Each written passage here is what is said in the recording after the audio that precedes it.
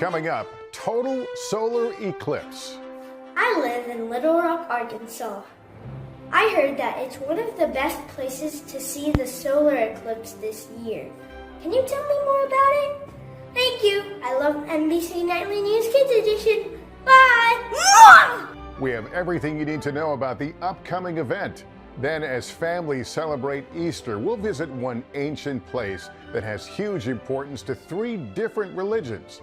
Also, on a roll, the history of the White House Easter egg roll. Plus, baby boom. One zoo in Texas has welcomed a whole roster of new additions. We're there with details. And in need of a good pick-me-up? If you're feeling mad, frustrated, or nervous, press 1. If you're nervous, go get your wallet and spend it on ice cream and shoes. How these words of encouragement from students turned into a global hit, still having an impact today. Your messages of joy and advice are helping the world be a better place. You're making a difference. To see that it's gone so far and that kids are able to give positive thoughts out into the world and share kindness. This is NBC Nightly News Kids Edition. Welcome back to Nightly News Kids Edition. I'm Lester Holt. It is great to be with you on a Saturday morning. We have an awesome lineup ahead, including our pop quiz. Plus, we'll bring you the latest on Taylor Swift, from her new album to those friendship bracelets.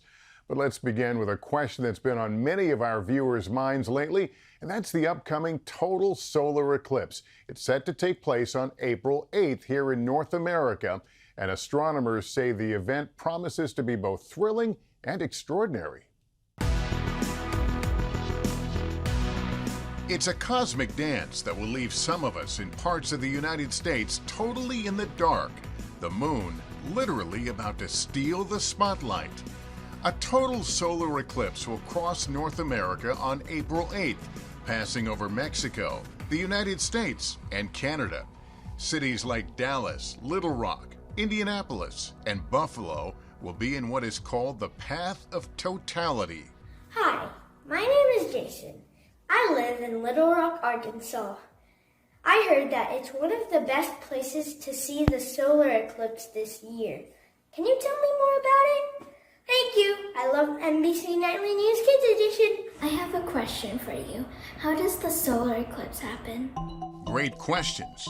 A total solar eclipse happens when the moon passes between the sun and Earth, completely blocking the face of the sun.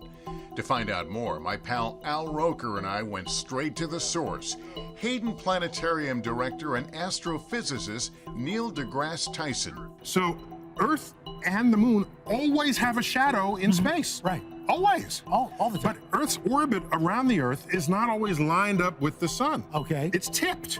So here's the shadow. It misses the Earth. Sure. Every now and then, every couple of years, somewhere on Earth, the shadow will come right onto Earth's surface. Right here. To help demonstrate, I grab a flashlight and play the role of the sun. Yeah, I'm the sun. The moon is lit up on the other side. Uh-huh.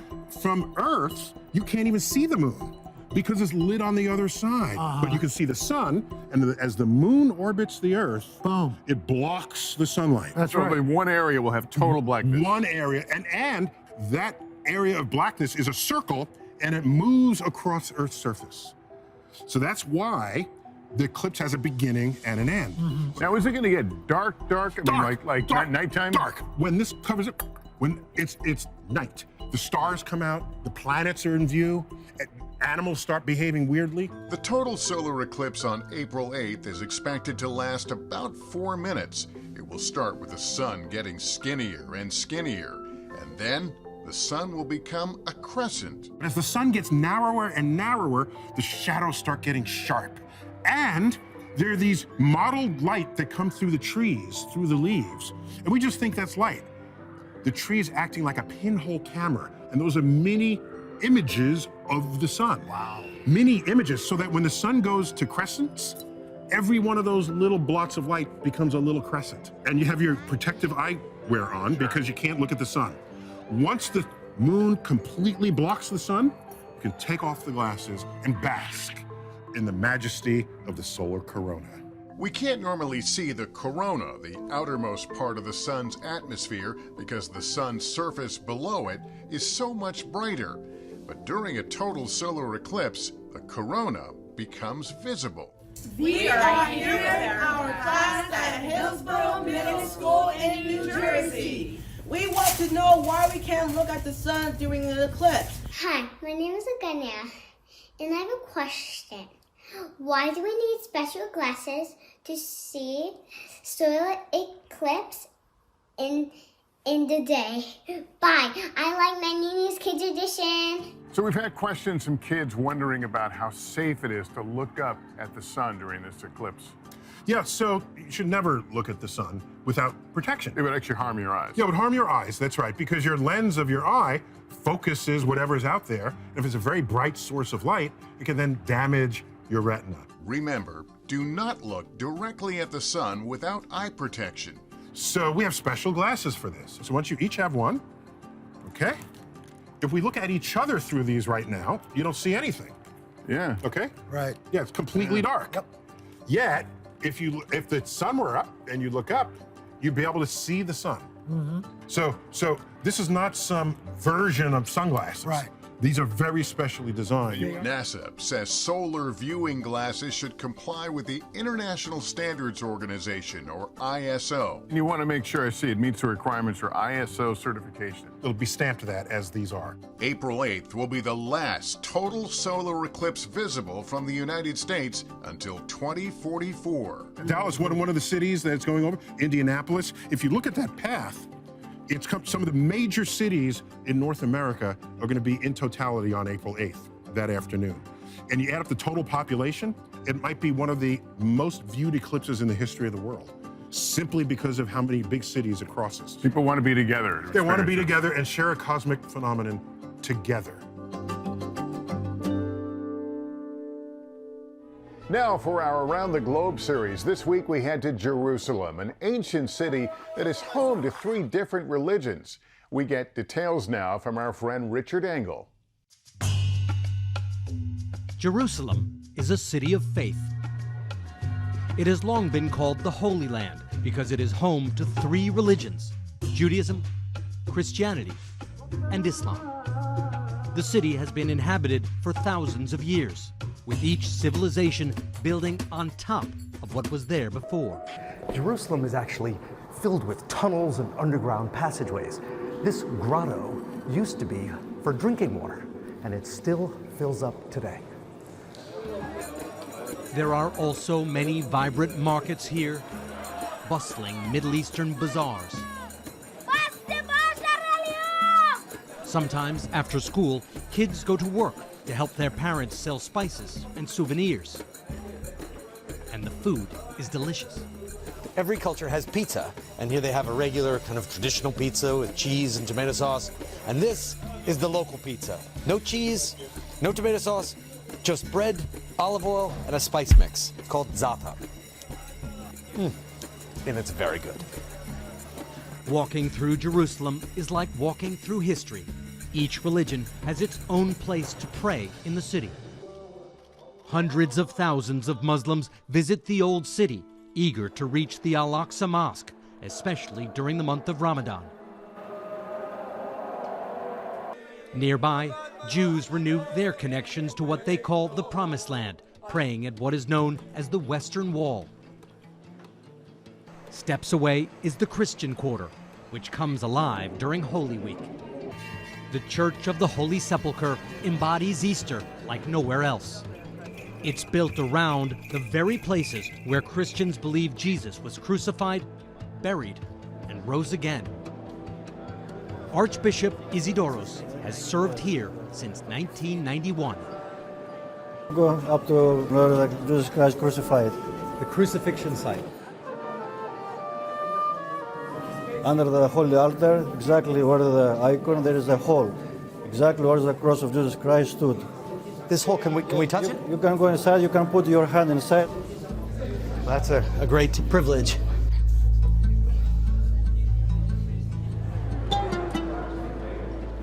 And this is the place, the anointment stone.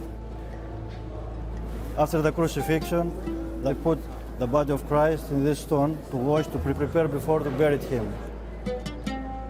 So people still now are rubbing their rosaries or just their hands on the stone where Jesus' body was washed in order to receive a blessing from it. The final stop on our tour was Jesus' tomb. This is perhaps the most special place in Jerusalem, certainly for the Christian community. This is the tomb. Exactly the place where the Christ buried and resurrected. Cameras are allowed in the Church of the Holy Sepulchre with permission, but it's very rare to be allowed to film in its most sacred spot. Do you still have a unique feeling when you come into this place? Of course, this is the center of our religion. 3 faiths offering their prayers in one small city. Richard, thanks. Fascinating place, isn't it? Well, back at home, the White House Easter egg roll is set to take place on Easter Monday. Did you know the very first White House Easter egg roll took place in 1878 when President Rutherford B. Hayes agreed to open the White House grounds on Easter Monday? Year after year, thousands of children visit the grounds of the White House to test their skills in the ultimate challenge. The White House Easter egg roll looks like a lot of fun. Okay, time now for our pop quiz. And in honor of Easter, our question this week, a baby rabbit is called A, a kit, B, a cub, or C, a pup. I'll give you a few seconds to think about it, and I frankly need a few on this one. Okay, time's up. The answer is A, kit. A female rabbit is called a doe and a male is called a buck. And guess what? Rabbits are known to be very social and live in groups. And those bunny hops, well, that athletic leap is known as a binky. See, you always learn stuff on this program. Me too. Just ahead, one zoo in Texas is experiencing a baby boom and it's capturing America's hearts. Then, in need of a good old-fashioned pep talk? Be grateful for yourself. Everyone is capable of doing anything. You just have to let yourself shine. The story behind these inspiring messages, plus Taylor Time. Our Kids Edition correspondent Ella has the inside scoop on all things Taylor Swift. Welcome back to Nightly News Kids Edition. I hope you're having a great Saturday. Say hello to Moha, Corey, and Darcy. They are all new additions at one zoo celebrating kind of a baby boom. Let's get details from our friend Erin McLaughlin.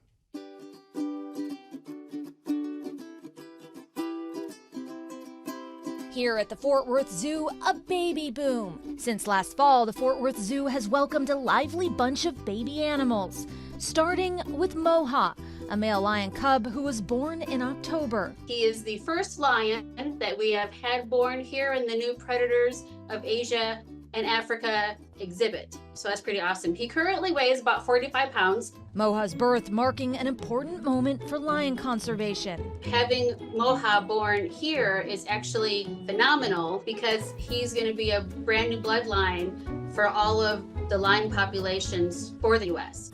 And then there's Balu, a male colobus monkey who just arrived in January. Did you know colobus monkeys are born with a pink face and all-white fur?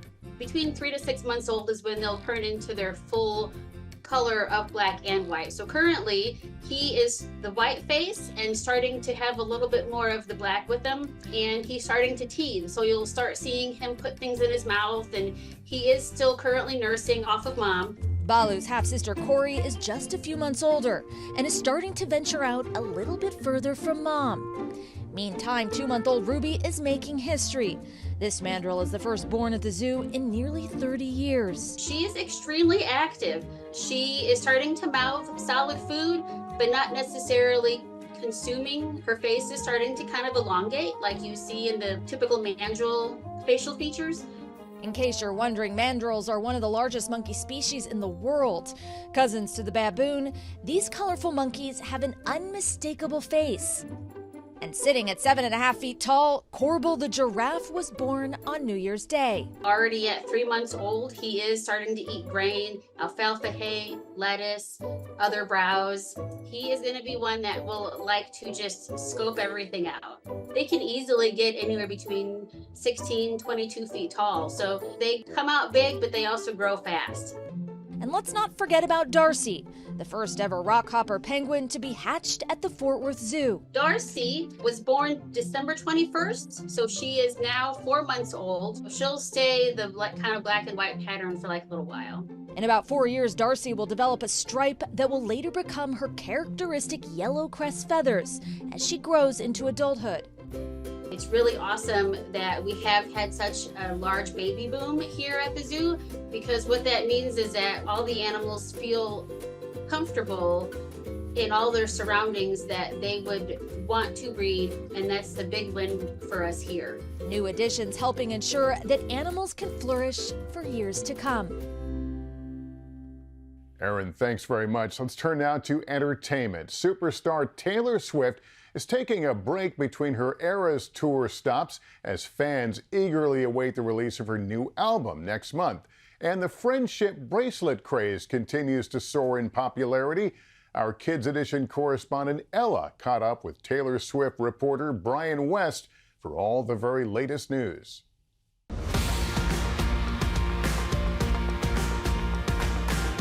Hi, Brian. I'm Ella, and I'm 8 years old. Thanks for joining us. I have a few questions for you. Hi, Ella. I'm so excited. I hear you're the biggest Taylor Swift fan. Taylor Swift has a new album coming out. What can you tell us about it? So what we know is there's 4 different versions to this. So the base of the album is 16 songs, but on the 4 different versions, you have different bonus tracks. So there's the Bolter, the Manuscript, the Albatross, and the Black Dog. It's coming out on April 19th, which, as you know, Ella, Taylor always is very intentional about the day she releases her albums.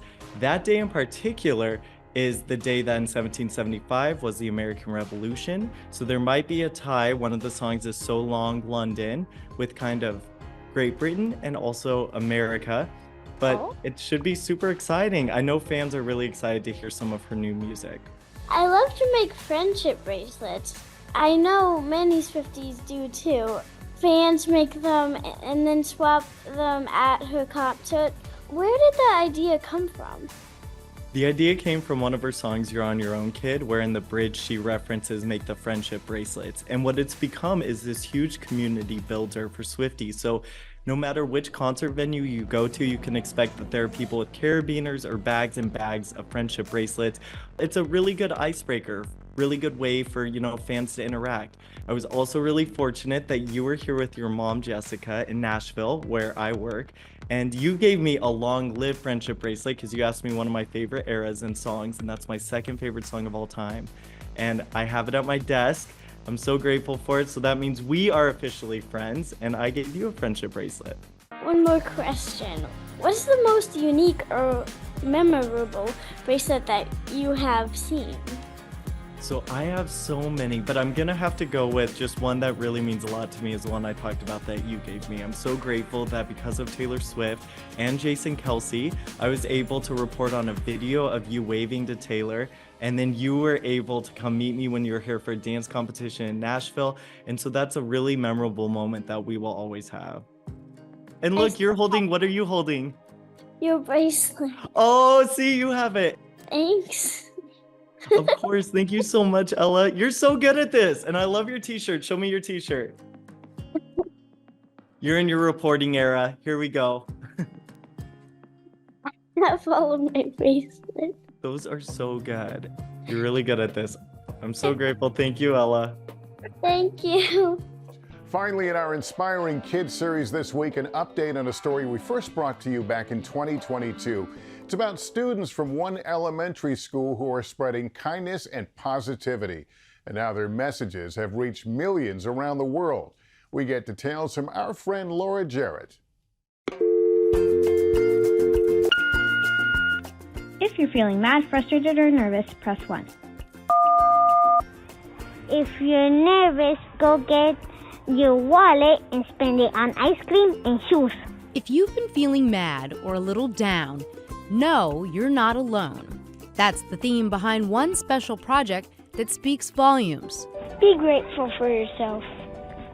Everyone is capable of doing anything. You just have to let yourself shine. When you're feeling down, you can call in. If you had like a bad day at school or work, you could call. Anyone with a phone can call the free Pep Talk hotline and hear pre-recorded messages from kids offering words of encouragement and life advice. You can do it! Keep trying! Don't give up! It's a very simple idea. It happened to catch on and was just happened to be the right thing that the world needed at that moment. Inspired by kids' resilience during the pandemic, artist Jessica Martin, along with students from Westside Elementary School in Healdsburg, California, launched the Pep Talk Hotline in 2022. My one was, you are the best, keep trying, never stop. Always stick together, never stick apart, because sometimes you need people there with you. 2 days after launch, that went viral and started to receive over 60,000 calls an hour. And what started out as just a community project really became something that was a worldwide movement. 2 years and 15 million calls later, the Pep Talk Hotline is still going strong, thanks in part to donations. It's insane. People all over the world, in Japan and Kentucky and Arizona, everyone is listening to it. Reactions pouring in from around the world. Your beautiful voices and great messages are working. Thank you from the East Coast. Keep being you. You're all the most fantastic humans and are doing great things.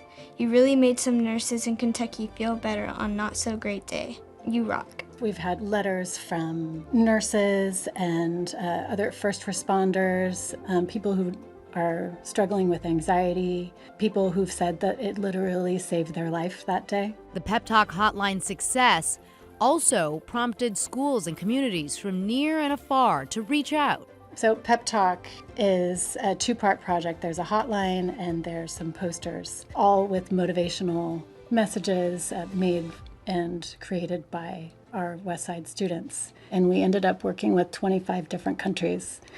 And all of these kids just simply making a poster with an encouraging word for their community and putting it up on a wall or a lamppost for other people to see. Those posters are now being featured in a book due out this summer, with some of the proceeds going towards operational costs and creating a foundation to keep the positivity going. In the meantime, the calls keep coming in. Dear students, thank you all for the hard work and many smiles you have given us and many others. You are all awesome. Dear Westside School kindergartners, I absolutely loved your project Pep Talk. Your messages of joy and advice are helping the world be a better place. The knowledge that their words have made a positive impact on the world and that they did that as young children, I think has given them tremendous confidence moving forward. They know that one simple word can change someone's day for the better. Your kindness has power. Kids spreading kindness, uplifting others, giving them hope and inspiration. Has this experience with Pep Talk changed you at all? Yes, it made me feel a lot happier. You feel better and it just makes you way happier that somebody cares. When I do call it, it gives me joy to see that it's gone so far and that kids are able to give positive thoughts out into the world and share kindness. You can do it! Laura, thanks very much. And kids, way to go. Love those messages. Well, that's going to do it for us. Parents, just a reminder, if your child has a question about any topic in the news, feel free to email a video to us at nightlynewskids@nbcuni.com. You can also follow us on Instagram @nightlykids. And just a program note, you can catch a new episode of Nightly News Kids Edition every Thursday on NBCnews.com and YouTube. Thanks for watching, everyone. Remember to take care of yourself and each other. Have a great weekend and happy Easter.